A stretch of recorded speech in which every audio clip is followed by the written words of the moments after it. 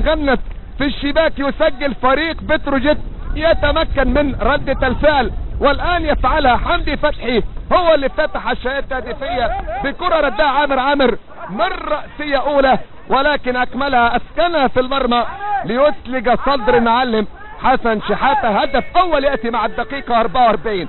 نتكلم، نتحدث، نتوقع، نقول كلام تحقق على أرض الواقع. والآن حمدي سددها قوية، ارتدت من داخل الشباك بعدما لمست سقف المرمى من الأعلى، تغرد غنت. يا سلام، كرة قوية لا يراها الحارس. تألق في الأولى عامر من رأسية جيمس سيدي، ولكن الفولو المتابعة جاء بالفولو، وأنش حارس يضع الكرة أسكنها في الشباك بعدما استلم كرة ودخل لمنطقة الجزاء مسجلا هدف التعادل مع الدقيقة 57.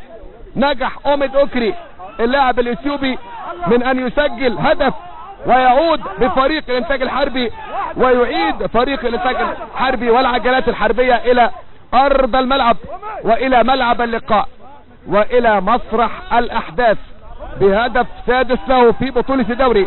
سجل في مرمى سموحة وطلائع الجيش، مصر مقصة والزمالك والإسماعيلي.